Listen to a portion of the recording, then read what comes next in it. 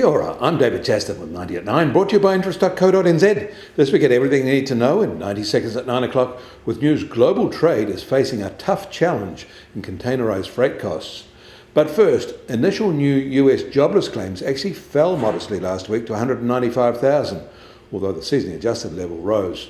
But all eyes are now on tomorrow's non-farm payrolls report, when a rise of 185,000 is expected, and a continuation of the high levels of employment. US banks are starting to raise deposit rates for savers to retain and grow their funding.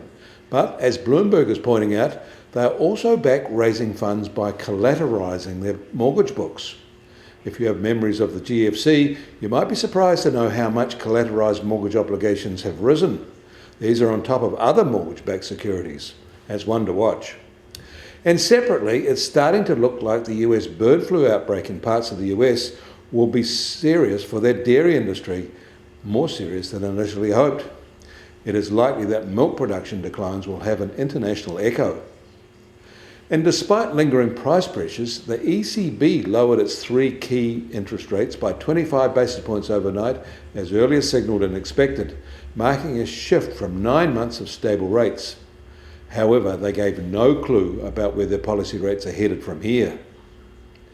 And China's April trade data were released later today, and rising levels of exports are expected, maybe up 6%. It is a surge that many countries worry about because it is driven by excess capacity and dumping arising from lower domestic demand.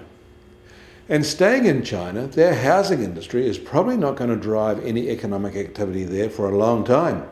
China has moved to bar housing construction in some areas in its latest attempt to shrink a mountain of unsold homes that is weighing on prices. The new restrictions stop local authorities from selling land usage rights to developers in cities with unsold housing inventories that would take 3 years or more to clear, a criteria that more than 40% of major cities meet. And that in turn is going to hurt local authority revenues, and hard.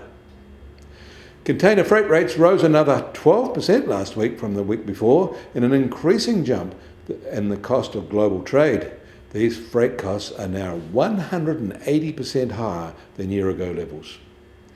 The US Treasury 10-year yield is now 4.28% and down a basis point from yesterday, but the price of gold was today up $19 from yesterday at $2,379 an ounce. And oil prices are up $1.50 at $75.50 a barrel in the US, while the international Brent price is now just under $79 a barrel with a smaller rise. And the Kiwi dollar starts today marginally firmer from yesterday at just over 62 US cents. Against the Aussie was still at 93 Australian cents. Against the euro, marginally firmer at 57 euro cents. That all means our trade-weighted index starts today at just on 71.2, unchanged from yesterday, but still its highest since late February. You can get more news affecting the economy in New Zealand from interest.co.nz. Kia ora, I'm David Chaston, and we'll do this again on Monday.